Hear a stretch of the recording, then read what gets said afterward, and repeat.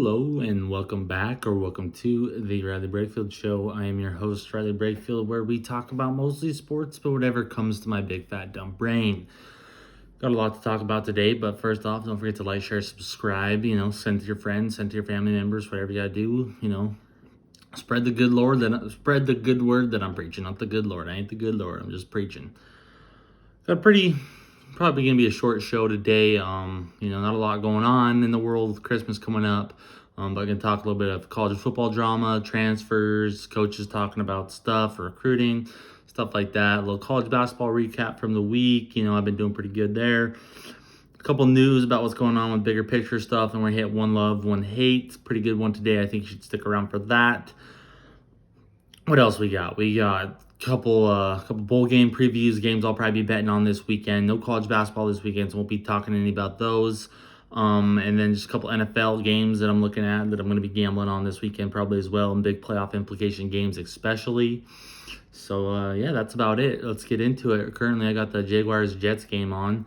Hasn't started yet. It's a big game for both these teams. They're sitting on the outside looking in. I mean, I got the playoff picture pulled up right here. The Jets are sitting, at the 9 spot, 7-7. What do you got? The Jaguars right below them at 6-8. Dolphins hold that 7 spot with 8-6. This is a big game, and Jaguars have a chance to win the AFC South, as well. You have the Jets, just hoping for a playoff spot. So there's a lot on the line in this game.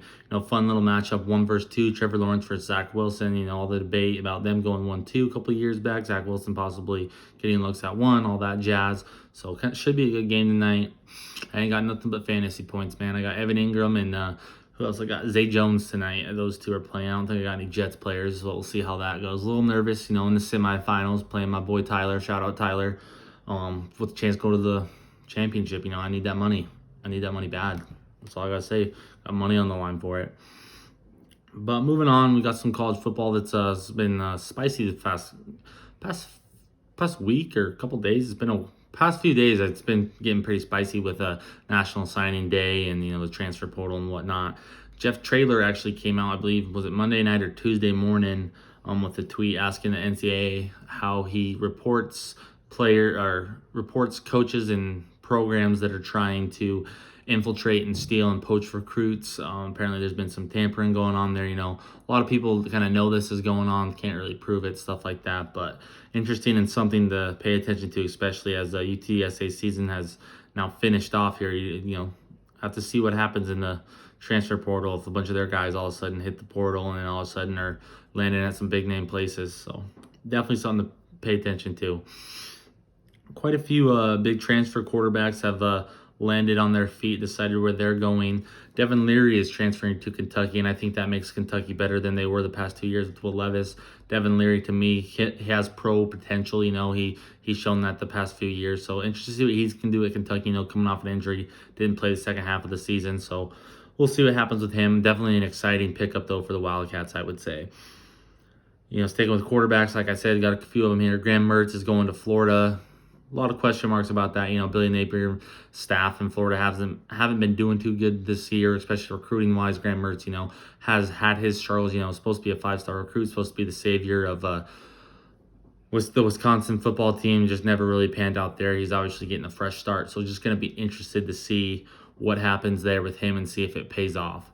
Then the other one, the guy that's been in the portal for it seems like forever now, JT Daniels, he has decided that he's going to go play at Rice.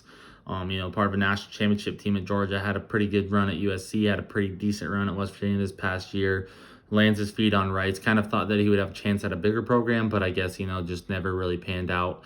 Don't really know, didn't look in too much into to see if Rice was paying him some money. They're in Texas, they definitely can get the funds to do that. So interested to see what he'll do in his last year of college football. Hopefully he doesn't get injured and have another one. Who fucking knows.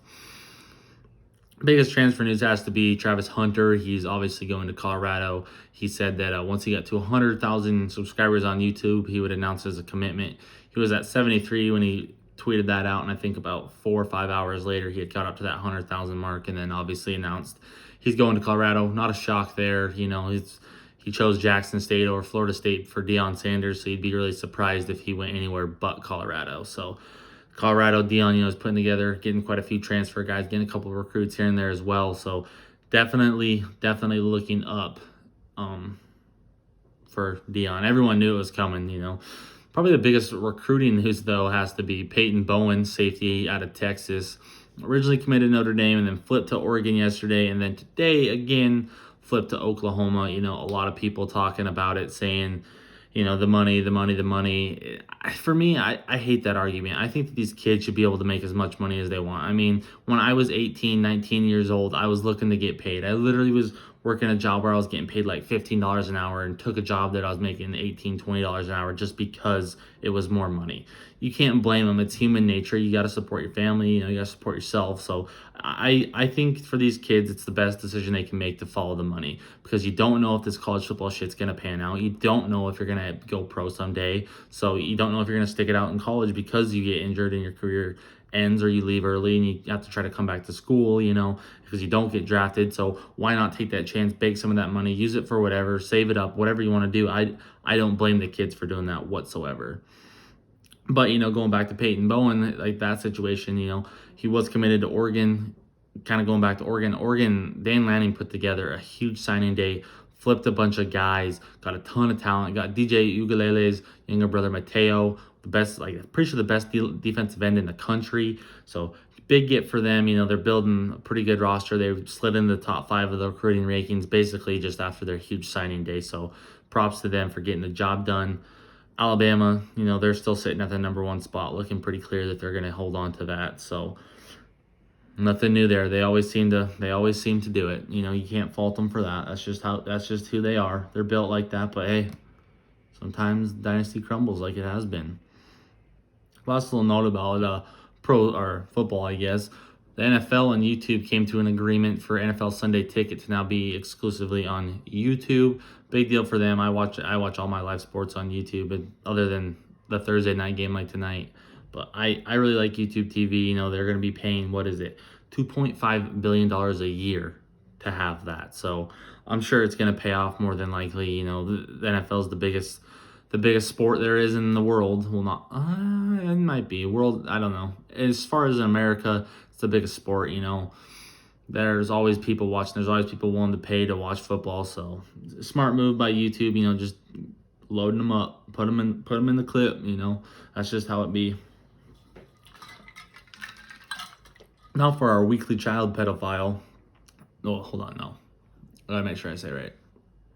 Now for our new weekly possible child pedophile of the week. Harry Styles, ding, ding, ding. You're the winner, you sick fuck.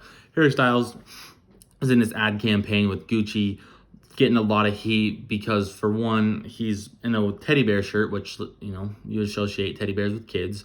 But what makes it even more weird is that there's like a child's mattress in the campaign ad.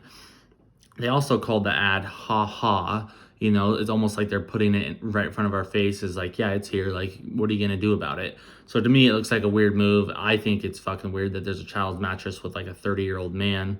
That just doesn't make a lot of sense to me. Creeps me out. Harry Styles, obviously a weird sick fuck. I think Gucci in this situation, they're probably like, we can get away with it because it's Harry Styles. No one hates Harry Styles. Well, I feel like that list just grew with people that hate Harry Styles, because I'm definitely a little suspicious of him now, because I don't know how you as a person can look at this and think, oh yeah, this is art. It's weird. It doesn't look right.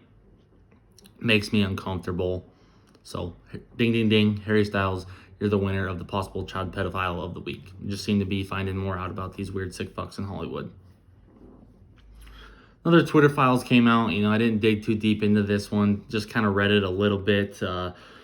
Basically, it was the Pentagon was involved with spreading mass propaganda against Russia, China, Iran, those type of countries, ISIS, that type of, terrorism. They were basically running campaign ads against that, pretending to be, people from those countries, stuff like that. And, you look at that and be like, okay, yeah, that's probably a good thing if, you're a patriot like I am. It's hard to look at it and say that's a horrible thing, I guess. But then it begs the question of, okay, but what's stopping them from doing this to us? That's where the problem lies with me. Is, yeah, we don't need socialism. We don't need fascism. We don't need terrorism. We don't need dictatorship. But at the same time, who's to say they're not trying to push those against us? But the thing that makes it interesting is is Twitter knew all about this and they just didn't do anything about it. Not fair, not right, in my opinion. I don't think it's fair to be spreading propaganda, misinformation. You should allow for people to have their own voice, their own opinion, and think for themselves. But in a turn, you kind of don't, because of propaganda.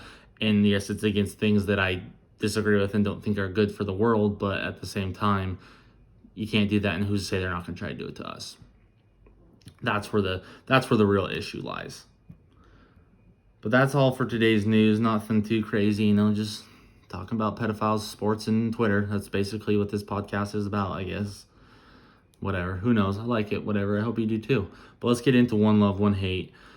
The Christmas holiday, it's easy. I'm just going to love on Christmas. It's right there. It's right in front of me. It's begging me to take it. So loving on Christmas, man. Christmas is it's always been one of my favorite holidays, for a lot of simple reasons. The gift giving, I think, is one of them. Being like showing your love to somebody, and I love you so much, I got you what you wanted. Being around your family and just enjoying the holidays with your family. And not everyone gets to have their family around every year, and certain family members die, and makes the holidays always harder. So to me, I've always loved Christmas because it just allows for that family unity, all that love to be spread. So there's just nothing like Christmas. You celebrate the birth of Christ, which will work into the hate here. Loving on Christmas, we're going to move into hating. What? When I said Jesus Christ, you're probably confused. This week, this is a tough one. This week, I'm hating on church. Let me get something out of the way. I believe in God. I am someone who is a follower of Jesus Christ. I believe in the foundation of God, but I don't necessarily believe in church and necessarily like going to church. There's so many reasons for that. And there's nothing in the Bible that even says that you have to go to church. It says more to fall into the church, confess your sins to the church, pray for each other, love on each other, stuff like that. But when you go to church, you never really get that feeling. Every time I ever walk into church, and I know this is the same thing for a lot of young people, you walk into church and all you feel like is that you're just being judged. Like all your crimes, all your sins are all of a sudden on your forehead, and everyone can see them, and they're like, wow, that kid or that young adult really doesn't have their life figured out. They're a hoodlum, stuff like this. And, it's just a whole mass majority of church. And I felt this way since I was like 8 years old. I've always hated going to church. Church to me, it's uninteresting. I don't feel like anyone there is actually a genuine person half the time because they seem so judgmental. The environment is like, they try to shove God down your throat in a sense, and I don't think that's fair when you're just there trying to, help yourself through life and figure out, what path you should be on. And you walk in and it's like this and it's like that, and you feel like you're being judged. And I've just never enjoyed the environment that church is, And the way that the judgment is, it just doesn't make sense to me. I mean, literally in the Bible, it says in Romans chapter 3, verse 23, right here, it says it, for all have sinned and fell short of God. Personally, for me, I don't feel like people at church usually think that. I feel like they think that they're the best. I feel like they sometimes think that they have it messed up. And in my opinion, if you're not sinning, you're not living. What's the whole point of life, to live some perfect lifestyle and be some perfect person? Like I said, I believe in God and I try to live my life to the best that I can be in His honor and His grace. But like you get to church and you have this vibe that everyone like expects you to be like that, like they've never done anything wrong in their life. But in my opinion, if you're not sinning, you're not living, because what's the whole point of life to be this perfect person when no one's perfect, when every person on this planet is different in so many different aspects, and there's no perfect person, nor will there ever be. And I've never felt, when I sit in a church, whatever it's called, I don't even know what it's called. That's how long I haven't been. An auditorium or whatever it is, and I'm getting a message from the pastor. It doesn't always relate with me. I found God so many other times in my life just doing whatever, going through hardships, just having a bad day and something just pops up and it just makes sense and it just feels right. I've talked to God in my deepest, darkest moments when I'm feeling down about my luck. I found God more often times when I'm going through hardships and even going through the goods of life than I ever have just a mediocre Sunday, a great Sunday, a bad Sunday. I've never once walked into a church and felt that. And for me, how can you always know that the pastor is trying to give as genuine a message as possible when in reality that's his job? That's how he makes a living. He's just trying to give a good product just like the rest of us every day. Not saying that about every pastor. I know some are different, but that's how some work. So this week I'm just hating on church because I don't like the environment. I hate the judgment. It's just not for me. But we'll move on. Just had to get that one off my chest. It just felt right. I don't know. It just felt right, I guess. Usually this time of the show I talk about college basketball, but no games this weekend really sucks, dude. I've been on a heater when it comes to college basketball, dude. Freaking, I think I've been 6-1. I think I've been 9-1 the past couple days. I know I should be giving these picks out. I'm sorry. The other night I put a little parlay together and I just missed on, I think the Miami versus Virginia over. That one missed, but I got Providence money line and San Francisco money line. San Francisco beat the ever living piss out of Arizona State. I checked the score on that one at one point. It was literally like 60-23. I was like, okay, don't have to worry about that game anymore. And then that was yesterday. That was on Tuesday when I missed the UVA versus Miami over. But I've been on a heater lately. Next week I got to be better and let the people know those picks because I'm just absolutely on fire when it comes to college basketball. Don't ask me how, don't ask me why. It just seems to be working for me. But a couple bowl games here I wanted to talk about that interest me. There's only a couple bowl games this weekend. Got the Independence Bowl. That one's going down tomorrow. Louisiana versus Houston. Should be a really good game. The line is set at 7. A little big, I'd say average for this game. I'm going Houston here simply for the fact that Clayton Tune, he's had an unbelievable year for the Cougars. He's had 37 touchdowns. They're averaging like 37 points a game. The offense has looked great. At times, they scored 63 against SMU. Earlier in the season, the highest scoring game, and SMU scored like 73. So Houston can give up points. They've given up quite a few points in there throughout the season, but I think their offense takes over. And Louisiana's had up and down quarterback play all year, a little inconsistencies, a little injuries, stuff like that. But I'm probably going to lean more towards the over at 56.5. I feel like Houston could take 40 of that away. All you need is Louisiana to score 3 touchdowns, which I think they'll probably do. I see like a 42-21 type ball game, or Houston -7. I do think they'll win by a touchdown or more, just from their offense alone. Kind of a going out party for Clayton Tune. This might be his last year, so last game too. Who knows? Sticking with quarterbacks for their last game, one of the only other bowl games this weekend, the Gasparilla Bowl. We got Wake Forest versus Mizzou. I think Wake Forest should win this one. Kind of same thing as Clayton Tune. Last possible game here for Sam Hartman. Could be going pro. I don't know if he's announced yet. I didn't find anything. For Mizzou, they have their best wide receiver all season, Dominic Lovett. He entered the transfer portal. They're not going to have him for this game. Surprisingly, the line is only at 2. I'm taking Wake Forest -2. I think they'll win by quite a few, honestly. Ooh, that's a little rhyme right there, bro. I'm spitting bars like Eminem. What the fuck? But Sam Hartman, I think possibly last game here. I think he could really show out kind of one last big performance against the SEC defense, So we'll see what happens there. But that's about all for that college football. I know there's another bowl game like Middle Tennessee State or somebody. Didn't know too much about it. Figured I wouldn't blab my mouth about it and make you think I was some smart, wise man, because I'm really not. I'm just out here spitting bars like Eminem, apparently. I don't know what that's about, but it's happening.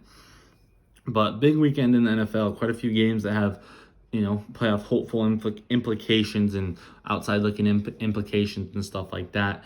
First one that tickled my interest here is Seahawks versus Chiefs. Chiefs already locked up a playoff spot, still trying to fight to get that 1 seed possibly. How far out are they? I forgot to look at that. Because I know the Bills are holding the first.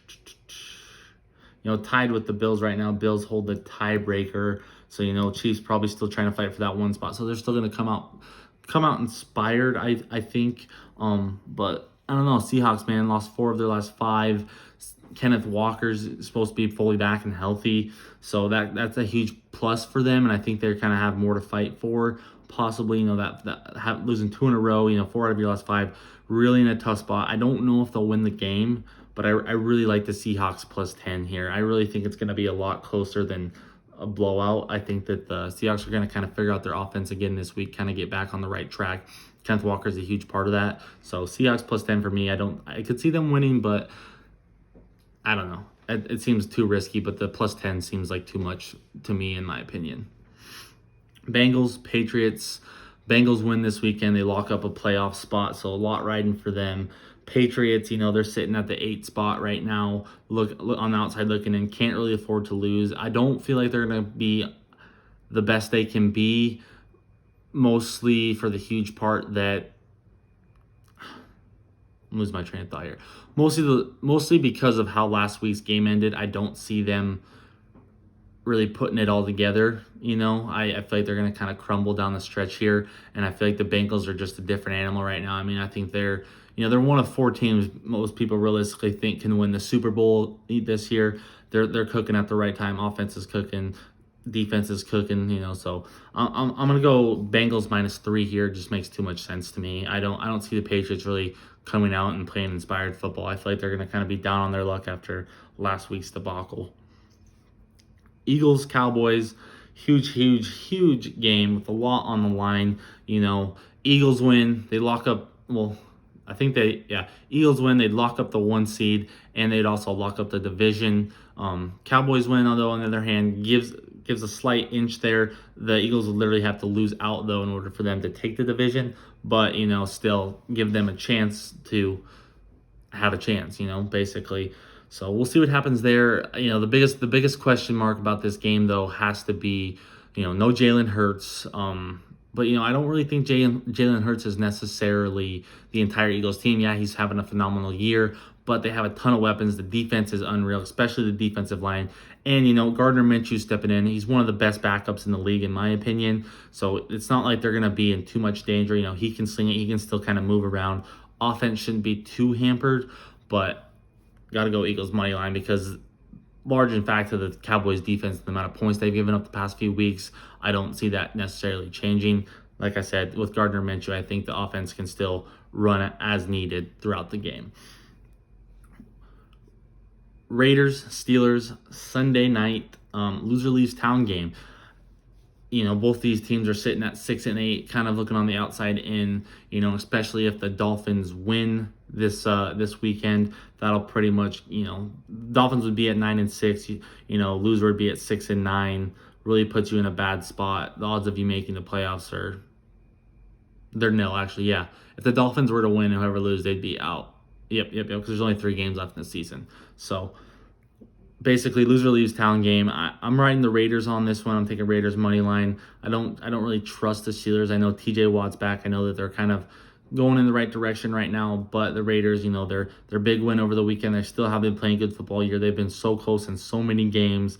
I think they're going to prevail, keep themselves alive in hopes of, securing a playoff spot. Last game, last thing I'm going to talk about before I go enjoy my Christmas holiday that I hope you enjoy as well. Commanders, 49ers. Commanders really need this win, holding on to that 7 spot right now. A loss would really put them in danger. You look right now, they're sitting at 7, and then you have Seahawks at 8, Lions at 9.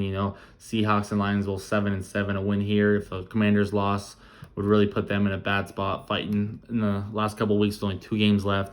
Not really good spot, but, I don't think they're going to win this game. I really like the 49ers here. It's Purdy time, baby. That's just how it is. And that the 49ers roster, I overall think is better than the Commanders. I think that gives them an advantage. It's given them an advantage the past couple weeks. I don't really see that changing. 49ers are on an absolute tear right now. Still fighting to try to get the 2 seed possibly. So, and if the Eagles were to lose out, they have a chance to get the 1 seed. So I think they're going to come out, probably dominate. I'm going, the line's at 7. I'm going to take it. It just feels right. 49ers -7. That's today's show. I'm sorry it was shorter, but hope you have a great Christmas Eve, a great Christmas. Enjoy your time with your family. Enjoy your time with your loved ones, whatever you got. But don't forget to like, share, subscribe. And when you're, having Christmas dinner or opening presents with your family, just tell them, hey, subscribe. Go check it out. That's all you got to do. But for now, your boy Titties is out.